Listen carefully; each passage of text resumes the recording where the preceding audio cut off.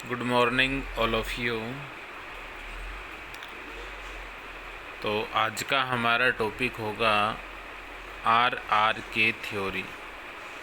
Last class में हमने discuss किया था हिंसवुड थ्योरी के बारे में, और हिंसवुड जो थ्योरी थी उसका जो मैथमेटिकल फॉर्मेशन था उसके बारे में हमने पढ़ लिया था।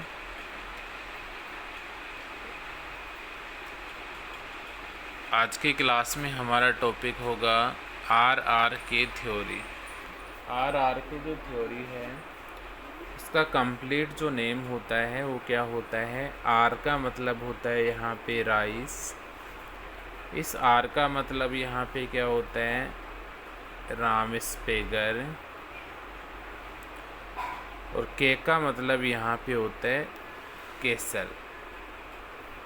तो आर के एम जो थ्योरी है उसका नेम क्या होता है कंप्लीट, राइस रामस्पेगर केसल नाम से भी इसको जाना जाता है। अब यहाँ से देखिए आर के जो थ्योरी है अर्थात राइस रामस्पेगर केसल जो थ्योरी है ये किसने दी थी, राइस रामस्पेगर। एक राइस नामक साइंटिस्ट था, दूसरा कौन सा था, रामस्पेगर साइंटिस्ट था, और थर्ड जो साइंटिस्ट था वो कौन सा था, केसल नामक साइंटिस्ट था। तो यहाँ से आर के जो थ्योरी है वो राइस रामस्पेगर और केसल नामक वैज्ञानिकों ने ये दी थी। अब यहाँ पे आर के जो थ्योरी है अर्थात राइस रामस्पेगर केसल जो थ्योरी है इसके अकॉर्डिंग जो यूनिमोलिकुलर रिएक्शन होती है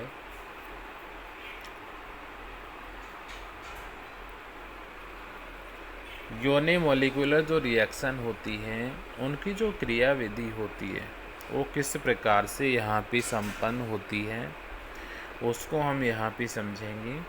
तो यहाँ से देखिए इसको एक बार आप, R K theory given by Rice Ramsperger and Kassel. तो आर के जो थ्योरी है वो किस किस ने दी थी, राइस ने दी थी, रामस्पेगर ने दी थी और केसल नामक वैज्ञानिक ने दी थी। According to R K theory a unimolecular reaction take place as.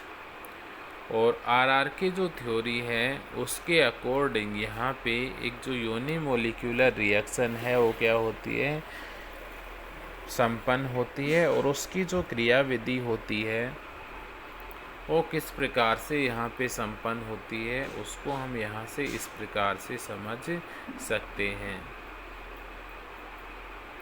तो ये तीन साइंटिस्ट हो गए यहाँ से, राइस रामस्पेगर और केसल। कौन सी रिएक्शन के लिए यहाँ पे इन्होंने बताया था, यूनिमोलिकुलर रिएक्शन के लिए इन्होंने यहाँ से बताया था। और यहाँ से इसकी जो मैकेनिज्म है उसमें क्या बताया था, ए जो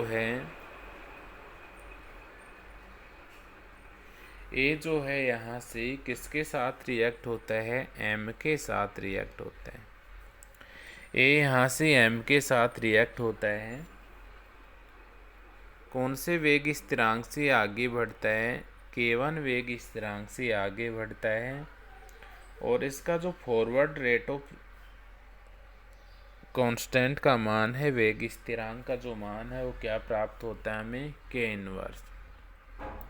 तो यहाँ से इसका ये क्या हो गया, वेग स्थिरांक रेट कांस्टेंट K1 हो गया। इसका क्या हो गया यहाँ से, K इनवर्स हो गया। तो ये K1 और ये क्या हो गया, K इनवर्स। अब यहाँ से देखिए ये जो A है, रिएक्टेंट A है जो किसके साथ रिएक्ट कर रहा है, दूसरा जो रिएक्टेंट है M, इसके साथ यहाँ से रिएक्ट हो रहा है। तो A M आपस में रिएक्ट होते हैं और यहाँ से एक एनर्जाइड मॉलिक्यूल का क्या कर लेते हैं, फॉर्मेशन कर लेते हैं। और यहाँ से हम मान लेते हैं एनर्जाइड जो मॉलिक्यूल है वो क्या, किसका फॉर्मेशन हो रहा है, ए स्टार का, और प्लस यहाँ से क्या हो रहा है, एम का यहाँ पे क्या हो रहा है, फॉर्मेशन यहाँ पे हो रहा है। तो आर के जो थ्योरी है, राइस राम स्पेगर केसल जो थ्योरी है, इसमें सबसे पहले ए जो होता है वो एम के साथ रिएक्ट होता है। ये जो रिएक्शन है K1 वेग स्थिरांक से आगे बढ़ती है और यहाँ से आपस में जब रिएक्ट होते हैं तो ये ए स्टार प्लस एम का फॉर्मेशन करते हैं। और ये जो रिएक्शन होती है ये रिवर्सिबल टाइप की रिएक्शन होती है। किस प्रकार की रिएक्शन होती है, रिवर्सिबल टाइप की यहाँ पे रिएक्शन होती है। इसलिए इसका जो पश्य वेग स्थिरांक जो है उसकी वैल्यू हमें यहाँ से क्या प्राप्त होती है, K इनवर्स। अब जो नेक्स्ट स्टेप होगी, नेक्स्ट स्टेप में यहाँ पे जो एनर्जाइड मॉलिक्यूल ए स्टार का फॉर्मेशन हुआ है,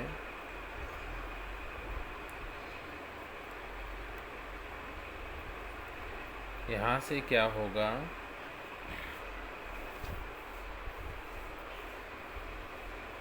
सॉरी यहाँ पे ए स्टार जो है वो एक्टिवेटेड मॉलिक्यूल है। ए स्टार यहाँ पे क्या है, एक्टिवेटेड मॉलिक्यूल, क्योंकि सबसे पहले यहाँ पे एक्टिवेटेड मॉलिक्यूल का फॉर्मेशन होगा और उसके पश्चात यहाँ से एक्टिवेटेड जो मॉलिक्यूल होगा उससे किसका फॉर्मेशन होगा, एनर्जाइड मॉलिक्यूल का क्या होगा, फॉर्मेशन। तो नेक्स्ट जो स्टेप है,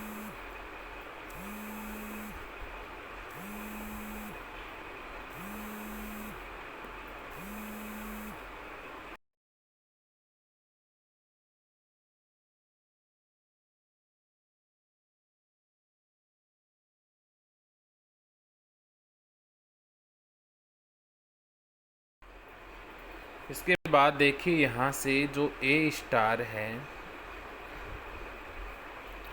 ए स्टार कौन से वेग स्थिरांक से जो रिएक्शन है वो आगे बढ़ती है, यहाँ पे K2 वेग स्थिरांक से जो रिएक्शन है ये आगे यहाँ पे बढ़ती है। और अब यहाँ पे एनर्जाइड मॉलिक्यूल का फॉर्मेशन होगा। अब यहाँ पे किसका फॉर्मेशन होगा, एनर्जाइड जो मॉलिक्यूल है उसका यहाँ पे क्या होगा, फॉर्मेशन होगा। और नेक्स्ट जो स्टेप होगी उसमें क्या होगा, यहाँ से ये जो रिएक्शन है K3 वेग से यहाँ पे आगे बढ़ेगी और यहाँ से किसका फॉर्मेशन कर लेगी, प्रोडक्ट का यहाँ पे क्या हो जाएगा, फॉर्मेशन हो जाएगा। तो यहाँ से आर के जो थ्योरी है, राइस रामस्पेगर केसल जो थ्योरी है उसके अकॉर्डिंग यहाँ से ए जो है वो एम के साथ रिएक्ट होता है और ए स्टार प्लस एम का यहाँ पे फॉर्मेशन होता है। ए स्टार यहाँ पे एक्टिवेटेड मॉलिक्यूल कहलाता है। उसके पश्चात यहाँ से इनके जो वेग स्थिरांक हैं उनके मान क्या क्या हैं, K1 और K इनवर्स है। अग्राभिक्रिया का वेग स्थिरांक K1 है एंड पश्चिम बैकवर्ड जो रिएक्शन है उसका वेग स्थिरांक क्या है, K इनवर्स। नेक्स्ट स्टेप में यहाँ से ए स्टार जो है, ए स्टार से यहाँ पे ए हैज का फॉर्मेशन होता है। वेग स्थिरांक का वैल्यू यहाँ पे क्या है, K2 है। और यहाँ से किसका फॉर्मेशन होता है, ए हैज का यहाँ पे फॉर्मेशन होता है। ए हैज यहाँ पे क्या कहलाता है, एनर्जाइड मॉलिक्यूल। ए हैज यहाँ पे क्या कहलाता है, एनर्जाइड मॉलिक्यूल कहलाता है। एंड ए स्टार जो है, ए स्टार यहाँ पे क्या कहलाता है, एक्टिवेटेड मॉलिक्यूल यहाँ पे कहलाता है। तो यहाँ से ए हैज एनर्जाइड मॉलिक्यूल का यहाँ पे फॉर्मेशन हो गया। इसके पश्चात यहाँ से रिएक्शन आगे प्रोसेस करती है, K3 वेग से आगे बढ़ती है और यहाँ से किसका फॉर्मेशन कर लेती है, प्रोडक्ट का यहाँ पे क्या कर लेती है, फॉर्मेशन। तो यहाँ से हम क्या रिटर्न कर सकते हैं, यहाँ से हम रिटर्न करेंगे कि hair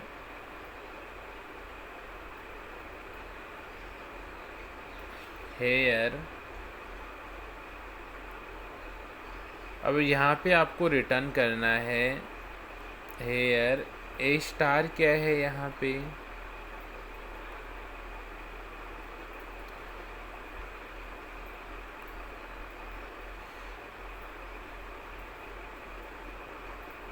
hair a star equal to यहाँ पे क्या है, ए स्टार को हम यहाँ पे क्या कहते हैं, activated molecule.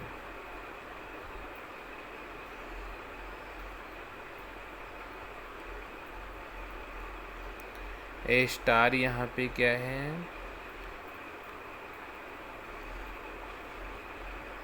Activated molecule. And A has यहाँ पे क्या है,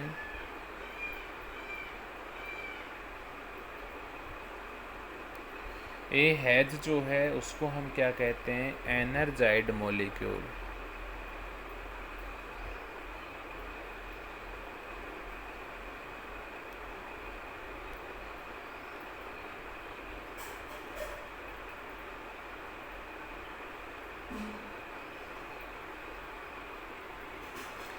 तो यहाँ से ये जो इक्वेशन था, इस इक्वेशन में ए स्टार जो है वो क्या कहलाता है, एक्टिवेटेड मॉलिक्यूल कहलाता है।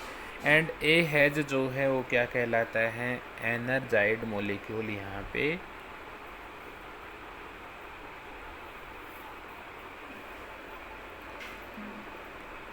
एनर्जाइड मॉलिक्यूल यहाँ पे कहलाता है। अब इसके बाद में देखिए यहाँ से ये थ्योरी जो है RRKM जो थ्योरी वो क्या बताती है, this theory suggest to become an active molecule to the molecule must have a minimum amount of energy.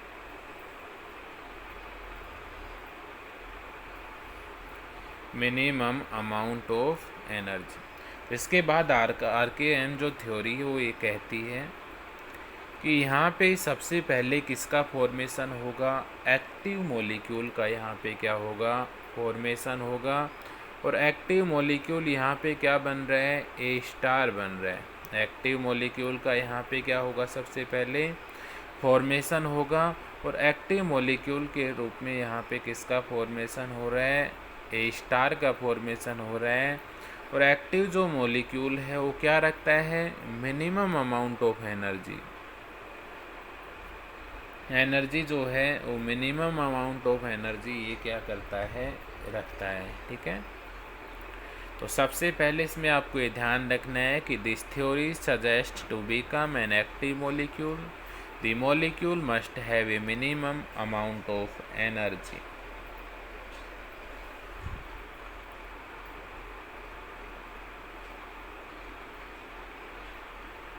तो यहाँ पे थ्योरी ये बताती है कि सबसे पहले इसमें एक्टिव जो मॉलिक्यूल है उसका फॉर्मेशन होता है। और ये जो एक्टिव मॉलिक्यूल है मिनिमम अमाउंट में क्या रखता है, एक्टिवेशन एनर्जी ये यहाँ पे रखता है।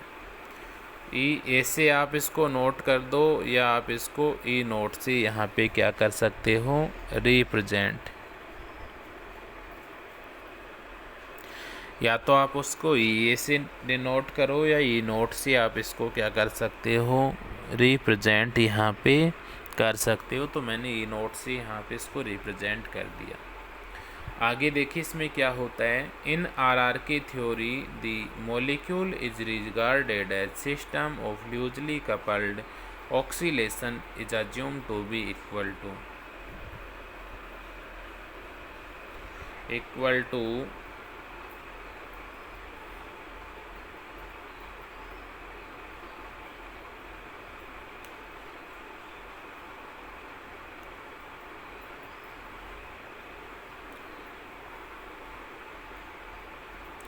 इक्वल टू हो गया है, इक्वल टू। आगे इसमें क्या रिप्रेजेंट कर सकते हैं,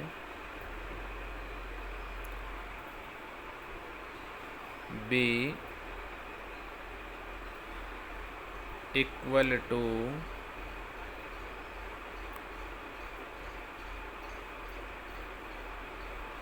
और इसकी जो एनर्जी का मान है वो किसके इक्वल होता है, यहाँ पे एच म्यू जो होता है उसके इक्वल यहाँ पे पाया जाता है। तो यहाँ से RRKM जो थ्योरी है उसमें सेकंड पॉइंट आप यहाँ से बता सकते हो कि in RRKM theory the molecule is regarded as a system. ये RRKM जो थ्योरी है उसके अकॉर्डिंग जो मॉलिक्यूल होता है उसको एक सिस्टम की भांति माना जाता है। Of loosely coupled oscillation is assumed to be. और यहाँ से जो ये मॉलिक्यूल हैं हमने एक सिस्टम की भांति माना है, ये आपस में क्या रहते हैं, लूजली कपल्ड रहते हैं, अर्थात ये आपस में ढीले बंधे हुए रहते हैं। एंड ऑक्सीलेशन इज अज्यूम्ड, और यहाँ से ये जो मॉलिक्यूल हैं ये ढीले बंधे हुए रहते हैं, और जिसके कारण ये यहाँ से क्या करते हैं, ऑक्सीलेशन करते हैं, अर्थात ये दोलन की प्रक्रिया यहाँ से क्या करते हैं, संपन्न करते हैं। और इनकी जो एनर्जी का मान होता है वो किसके इक्वल यहाँ पे पाया जाता है, इनकी जो एनर्जी का मान होता है ये यहाँ पे एच म्यू जो होता है, फोटोन जो होता है उसकी एनर्जी के इक्वल इसकी एनर्जी का मान यहाँ पे पाया जाता है। इसके बाद में देखिए RRKM जो थ्योरी है वो क्या कहती है कि if system is loosely coupled, यदि सिस्टम कैसा है, लूजली कपल्ड है, अर्थात यहाँ से जो सिस्टम है वो ढीला बंधा हुआ है, दैट मीन्स, इसका मतलब क्या हुआ, that means they can exchange their energy during the oscillation but not disturb each other. तो यहाँ से RRK ने नेक्स्ट पॉइंट क्या बताया कि if system is loosely coupled that means they can exchange their energy during the oscillation but not disturb each other. अर्थात यदि कोई भी सिस्टम जो है वो लूजली कपल्ड है, अर्थात ढीला बंधा हुआ है, इसका मतलब ये है कि वे अपनी जो एनर्जी है उनका क्या करते हैं, आपस में एक्सचेंज करते हैं।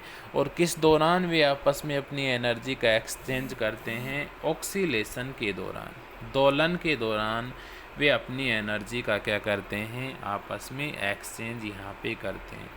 But not disturb each other, लेकिन वे आपस में एक दूसरे को प्रभावित यहाँ से नहीं करते हैं। तो इस प्रकार हम यहाँ से कह सकते हैं कि ये जो सिस्टम था इसमें जो मॉलिक्यूल्स हैं वो लूजली कपल्ड रहते हैं, ढीले बंधे हुए रहते हैं, जिससे वे अपनी एनर्जी को जब वो ऑक्सीलेशन करते हैं, दोलन करते हैं, तो वे अपनी एनर्जी को क्या कर सकते हैं, एक्सचेंज कर सकते हैं, लेकिन ये आपस में एक दूसरे को डिस्टर्ब नहीं करते हैं। इसके बाद यहाँ से आपको इसमें क्या बताना है, an important factor of RRK Rice Ramsperger Kassel theory. इसका जो इम्पोर्टेंट फैक्टर है RRKM थ्योरी का वो क्या है, दैट एनर्जाइड मॉलिक्यूल। इसका जो इम्पोर्टेंट पार्ट है वो क्या है, इसका एनर्जाइड मॉलिक्यूल है। एक्टिवेटेड जो मॉलिक्यूल था उससे किसका फॉर्मेशन हो रहा था, एनर्जाइड मॉलिक्यूल का। तो यहाँ से क्या बताया गया कि RRK जो थ्योरी है उसका जो इम्पोर्टेंट पार्ट है वो क्या है, इसका एनर्जाइड मॉलिक्यूल होता है, अर्थात ए हैज होता है। और ये ए हैज जो होता है, एनर्जाइड जो मॉलिक्यूल होता है, ये क्या रखता है, रैंडम लाइफ टाइम। इसका जो लाइफ टाइम होता है वो कैसा होता है, रैंडम लाइफ टाइम होता है। इसका मतलब ये क्या हुआ कि रैंडम जो लाइफ टाइम है, इसका मतलब क्या हुआ कि इसमें जो एनर्जी होती है वो रीडिस्ट्रीब्यूट रहती है, वितरित रहती है, amount various normal mode of vibration. इसमें जो एनर्जी रहती है वो क्या रहती है, रीडिस्ट्रीब्यूशन रहती है, वितरित रहती है, amount various normal mode of vibration. सामान्य जो कंपनीय मोड होते हैं, कंपनीय जो तल होते हैं, उनके रूप में यहाँ पे इनकी जो एनर्जी रहती है वो क्या रहती है, यहाँ पे वितरित रहती है। इसलिए यहाँ से हम क्या कह सकते हैं कि ए स्टार जो है K2 वेग से यहाँ पे आगे बढ़ता है और यहाँ से किसका फॉर्मेशन करता है, एनर्जाइड मॉलिक्यूल का यहाँ पे क्या करता है, फॉर्मेशन करता है। तो यहाँ से मैं क्या रिटर्न कर सकता हूँ, उसमें ए स्टार हो गया यहाँ से, क्योंकि ए स्टार यहाँ पे क्या है, एक्टिवेटेड मॉलिक्यूल है। K2 वेग से रिएक्शन क्या हो रही है, यहाँ पे आगे बढ़ रही है, ठीक है। और यहाँ से किसका फॉर्मेशन होगा, एनर्जाइड मॉलिक्यूल का यहाँ पे क्या होगा, फॉर्मेशन होगा। Depend on a static factor, और इसका जो वैल्यू है वो किस पर डिपेंड करता है, इसका जो स्टैटिकल फैक्टर है उसके मान पे क्या करता है, निर्भर यहाँ से करता है। तो यहाँ से नेक्स्ट पॉइंट जो है उसमें हम बता सकते हैं कि N important factor of RRKM theory is that energized molecule A have random lifetime, which means the energy is redistributed among various normal mode of vibration, so the process is depend on statistical factor। अर्थात RRK जो theory है उसके according यहाँ पे एनर्जाइड जो molecule होता है ए है जो रैंडम लाइफ टाइम यहाँ पे रखता है। इसका मतलब ये हुआ कि इसकी जो एनर्जी है एनर्जाइड मॉलिक्यूल की रीडिस्ट्रीब्यूट रहती है, वितरित रहती है, किसमें, normal of mode of vibration, company जो ऊर्जा तल होते हैं उनमें क्या रहती है, वितरित रहती है। इसलिए इसकी जो प्रोसेस है उसको हम किस प्रकार से रिप्रेजेंट कर सकते हैं, ए स्टार से किसका फॉर्मेशन हो रहा है, ए हैज का, और इसका जो मान है वो किस पर निर्भर करता है, स्टैटिकल जो फैक्टर होता है उसके मान पे निर्भर करता है। नेक्स्ट पॉइंट देखिए इसमें, RRK theory assume that the collision in the reaction that case activation and deactivation on the process is strong collision।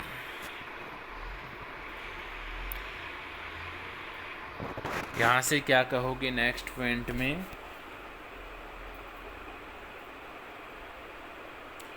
कि RRK theory assume that the collision in the reaction that case activation and deactivation, अर्थात RRK जो theory है वो ये बताती है कि जो रिएक्शंस हैं उनमें क्या होती है, कोलिजन होती है। अर्थात रिएक्शन जो है उसके रिएक्टेंट जो मॉलिक्यूल हैं उनमें आपस में कोलिजन होता है, टक्कर होता है, और टक्कर के कारण यहाँ से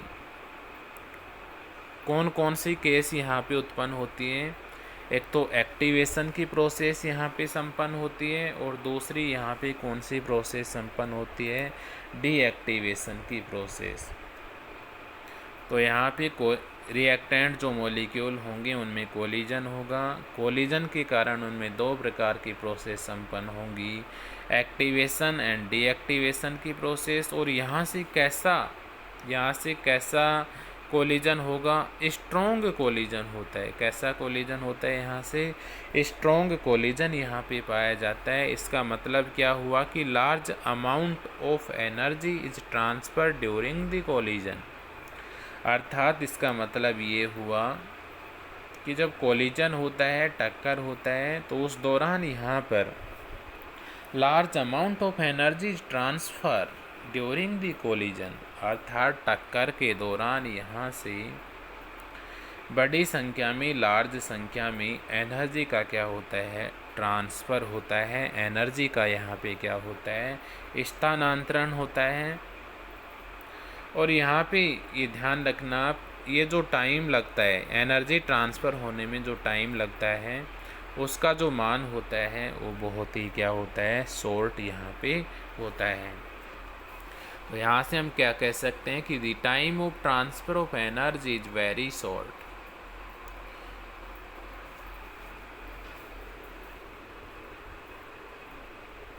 the time of transfer of energy is very short, अर्थात यहाँ पे जो कोलिजन के कारण एनर्जी का ट्रांसफ़र हो रहा है उस टाइम का जो वैल्यू है वो बहुत ही कम क्या पाया जाता है, कम पाया जाता है। ये पॉइंट हमने यहाँ पे डिस्कस किए, देखिए कौन कौन से पॉइंट हमने डिस्कस किए। नंबर 1 पॉइंट हो गया ये, number 2, number 3, number 4, number 5 point. इन 5 पॉइंट के आधार पर on the basis of the following points, ये 5 जो पॉइंट आपको मैंने बताए हैं, इन पॉइंट्स के आधार पे आर के जो है उसने एक इक्वेशन दिया था किसकी कैलकुलेट करने के लिए, रेट कांस्टेंट जो है उसकी वैल्यू को यहाँ पे कैलकुलेट करने के लिए आर के जो है अर्थात राइस, रामस्पेगर, केसल जो साइंटिस्ट था उसने एक इक्वेशन यहाँ पे दिया था। तो यहाँ पे इम्पोर्टेंट है इक्वेशन, आपको ये ध्यान रखना है कि ये जो पांचों पॉइंट्स मैंने आपको बताए हैं, इन 5 पॉइंट्स के अकॉर्डिंग यहाँ पे RRKM ने अर्थात राइस, रामस्पेगर, केसल ने इनका जो रेट कांस्टेंट होता है, वेग स्थिरांक जो होता है, उसके कैलकुलेशन के लिए यहाँ पे उन्होंने एक इक्वेशन दी थी। और वो इक्वेशन यहाँ पे क्या दी थी उन्होंने, ये ध्यान रखना है आपको, यहाँ से इम्पोर्टेंट है इसमें। इक्वेशन यहाँ पे क्या दी थी उन्होंने, देखिए के डैश निकाला उन्होंने, किसका वैल्यू निकाला था, के dash.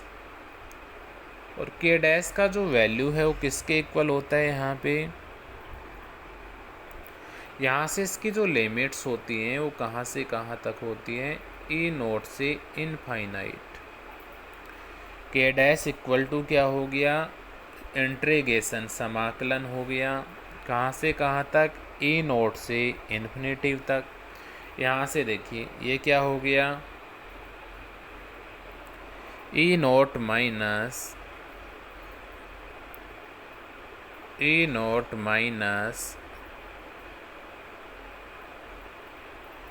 Note star by e naught minus e naught star by, ये क्या हो गया, ई नोट। ठीक है, इसके बाद में कौन सा पद ऐड किया इसने, 1/s माइनस 1 फैक्टोरियल। इसके बाद में ई naught by k T,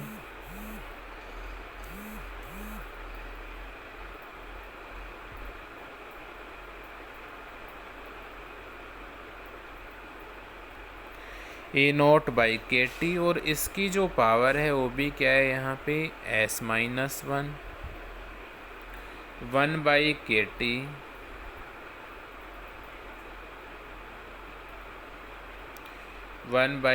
T, और लास्ट में क्या था यहाँ से,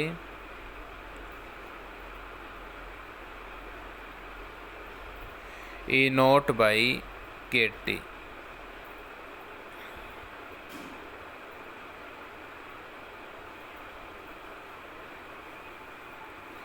और इसको डिवाइड किया था इसने, इसमें भाग लगाया, किससे भाग लगाया यहाँ पे, इसको डिवाइड किया यहाँ पे 1 plus k t by k inverse m, अंदर क्या रहेगा यहाँ से कोष्टक में, a naught minus a naught star by a naught. ठीक है, और यहाँ से ध्यान रखना आप, ये जो इन दोनों की जो मल्टीप्लाई है, इन दोनों के मल्टीप्लाई में यहाँ पे क्या आएगा, डी ए।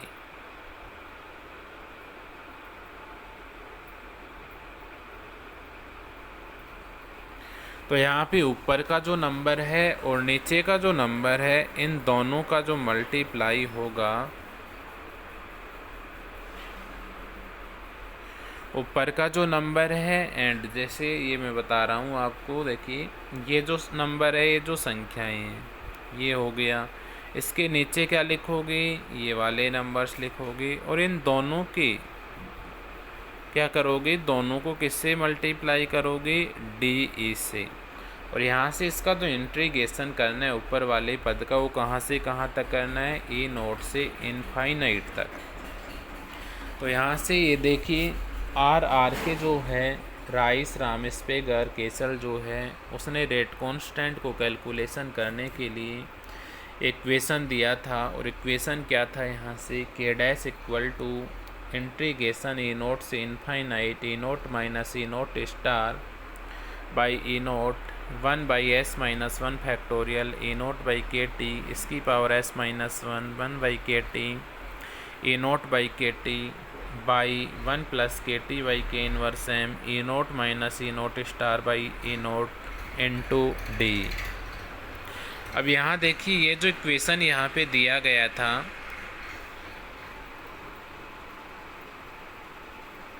इक्वेशन यहाँ से हो गया। अब यहाँ देखिए इस इक्वेशन से आप यहाँ पे क्या मेंशन कर सकते हो, यहाँ पे हेयर यहाँ ई नोट क्या है, here E naught equal to क्या है यहाँ पे एक्टिवेशन एनर्जी।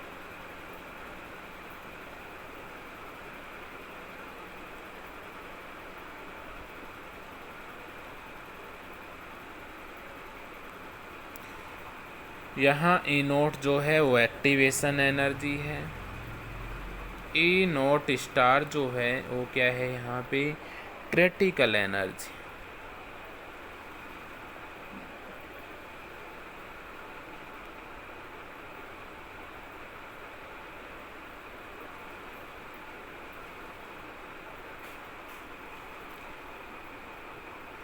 तो यहाँ से ई नोट जो है वो क्या है एक्टिवेशन एनर्जी है,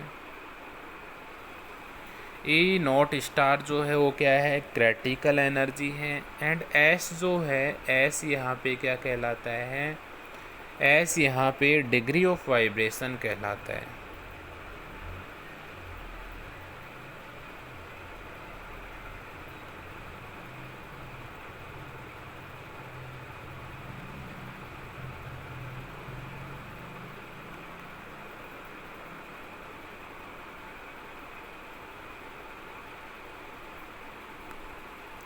तो यहाँ पे जो इक्वेशन आपको गिवन था, इस इक्वेशन में यहाँ पे ई नोट जो है वो क्या कहलाता है एक्टिवेशन एनर्जी कहलाता है, ई नोट स्टार जो है वो क्या कहलाता है क्रिटिकल एनर्जी कहलाता है, एस यहाँ पे क्या कहलाता है डिग्री ऑफ वाइब्रेशन यहाँ पे कहलाता है। तो देखिए ये तो समझने की बात हुई। अब यहाँ से जब आप RRKM थ्योरी समझ सकते हो यहाँ से, और यदि यहाँ पे आपने क्लास में इसको रिटर्न नहीं किया इस टॉपिक को, तो आप यहाँ से इसको रिटर्न भी कर सकते हो। सबसे पहले ये पेज आपको इसमें रिटर्न कर देना है। नेक्स्ट ये मैकेनिज्म आपको यहाँ पे रिटर्न करनी है। नेक्स्ट ये वाला पेज आपको इसमें रिटर्न करना है।